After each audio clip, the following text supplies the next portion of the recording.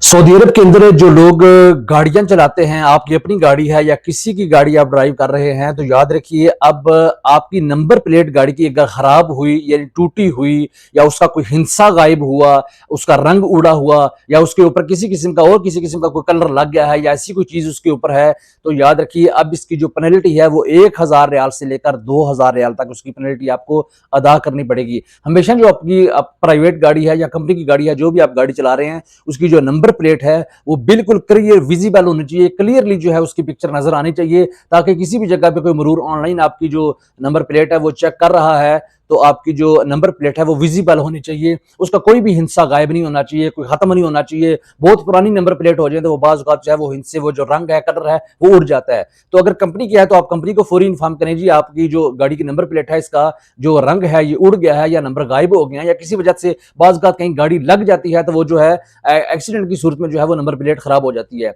तो ऐसी सूरत में भी आप कंपनी को कह के नंबर प्लेट नहीं बनवाइए, और अगर आपकी अपनी गाड़ी है तो फिर तो बेहद जरूरी है कि आप फिल फॉर जो है आप अपनी गाड़ी की नंबर प्लेट नहीं बनाएं, बजाय इसके कि आपको 1000 से लेकर 2000 तक की पेनल्टी का सामना करना पड़े। अपनी दुआ में याद रखिएगा, ऐसी इंफॉर्मेटिव वीडियो सऊदी अरब से आपके लिए लाता रहूंगा।